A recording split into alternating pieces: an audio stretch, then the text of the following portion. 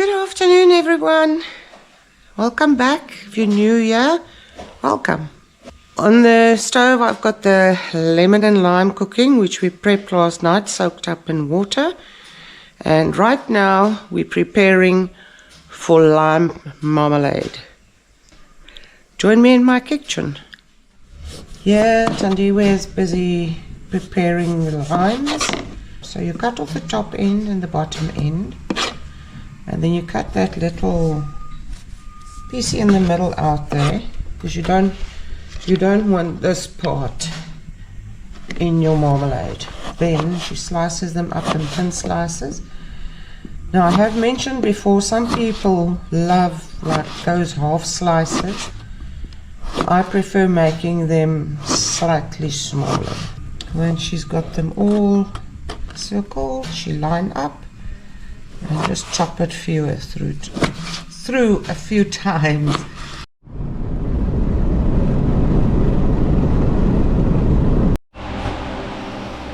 Good morning. We're back in the kitchen. I had a lovely weekend away.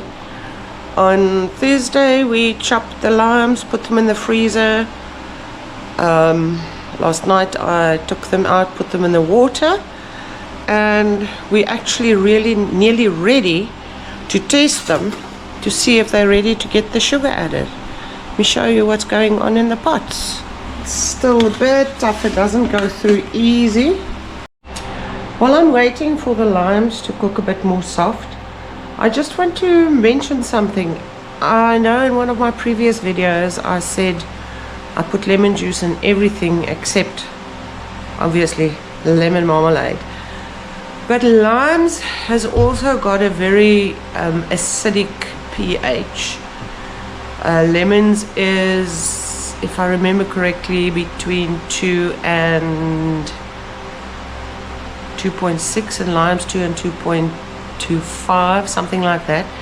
They're also very acidic, so I don't add lemon juice in my lime marmalade. Okay, these has been boiling in total about 25 minutes. Now if you take a piece there and you press it, it goes through easily, which is, like I often mention in my marmalade videos, al dente. We're ready to add the sugar. Before we add the sugar, I'm going to do a quick pectin test. Take a little bit of methylated spirits. I've got some of the juice here. You must try not to get little pieces in, but it's not really that. And then gently pour it in there. And you give it a nice swirl. Gently, you don't want to shake it up too bad. I've got an old saucer here that I use for this. And you can see there, if I can get it out there, we've got one nice big blob. Let me bring it closer to the camera. Nice big blob. So there's lots of pectin in this lot. I don't need to add pectin to it. While I'm weighing out the sugar, I just want to talk about something. Some recipes you get gives you the measurement in cups. Now, cups, certain countries say a cup is 230 ml, some certain say it's 250 ml, certain say it's 270 ml. You can convert it to where you are, but I find the best is always to work in weight, because then you always get the same ratios that you need.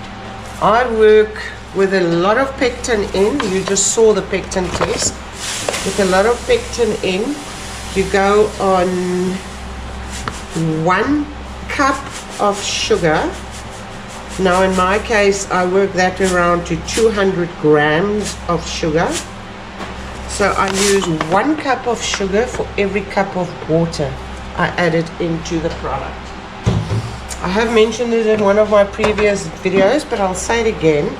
If your pectin test gives you 2 or 3 blobs, not one congealing blob like this one did, then you will be using a 3/4 cup Now I never use that because I add pectin to make sure it sets up at the right rate. You'll use a 3/4 cup of sugar for every cup of water you use. On another note, I've had people ask me about the sugar I use because I use Salati sugar. Now, you do get cheaper sugars as well. I'll turn this up, it's easier for me. You do get cheaper sugar than Salati, but they tend to have a lot of impurities in them, and I don't like that. And around here, I use the cheapest sugar because it's a big part of the expenses I have in my product. And Salati sugar is just normally the cheapest. Doesn't matter where you go. If it is on special somewhere, it will be the Salati. It's very seldom that you get other sugars that's on special, so that's why I use Salati. It's not a preference use. I'll use Salati, I'll use Ulitz. Woolworths sometimes have their sugar on special. So yeah, I use the cheapest sugar. Okay, sugar's going in. I turned this off after I tested to see if it's soft. You do not want it boiling while you add the sugar because then you do have a small chance of getting crystallization. To come back to the lemon juice I mentioned earlier, for the new people on the channel, lemon juice has got two functions. One, to activate the pectin. Your lime's got a lot of pectin in and its acidity is right. Number two, it does help with the prevention of crystallization, which the lime juice also does. I'm back. Oh, let me just turn these overhead fans off. They make a noise, we can turn them on again. The lime marmalade has been cooking for about 25 minutes. I've got a bee visiting me. I did do a quick test about 4 minutes ago. Just want to show you what we've got here. You can see, number one, if I tilt it, it still runs everywhere. So that's already an indication that it's not close to being ready. This one has already got slight little wrinkles that it makes, and it doesn't run as those two. So we'll boil them a bit more. Hi, I'm back. I think the marmalades are ready. Let me show you. If you look at this one, it's already totally set up, so that one I can, this test I did about 10 minutes ago. And this one is also there. It's nice picking up as one big blob. And this one, it has been boiling for another 10 minutes or 8 minutes. I'll turn that one off now. Just a quick recap for those of you that hasn't watched any of my other marmalade videos yet. Once you've let it cool off for about 5 minutes, you can just push it to a side and you'll see it makes nice little wrinkles. And I'm steaming up the lens. It makes nice little wrinkles, then you know it's going to set up. I'm going to turn it off now and then just show you how I get rid of the foam, because you don't need to take off the foam at the top. You just stir it gently and that breaks down all the foam bubbles and you don't waste any product. Okie dokie, I've got everything sterilized, ready. Let's get the jars.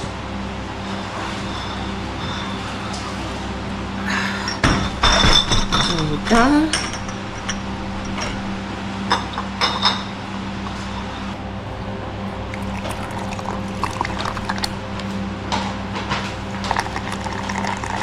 Now when you pour this, you want to make sure that you've got a balance between the fruit and the juicy jelly part. Because if you just pour the fruit, some of your jam bar jars will have way too much fruit in relation to your liquid. And you want to have fruit for all your jars. Oopsie. That one is a bit over full. It's going to make a mess. Sorry, Tandiwe, I'm making a mess here. Oh, just to the brim.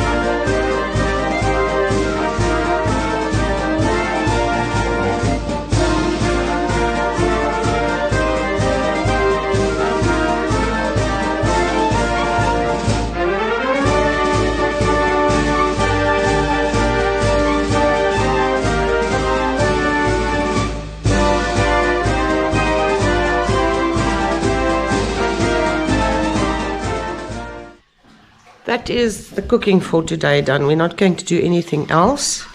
In the end, we got 41 big jars and 24 small jars of the lime marmalade.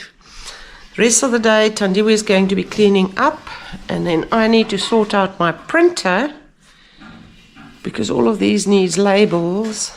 My batch labels needs to go on, and for some other reason, the printer isn't printing this right. So I've got to go and sort out my printer.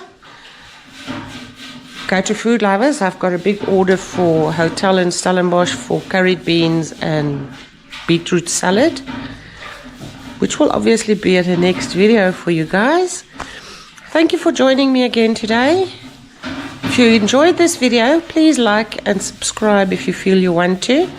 And if you've got any questions about marmalade, leave me a comment down below, and if I can't answer you by just answering your message, I'll answer you by showing you how to do it on a video.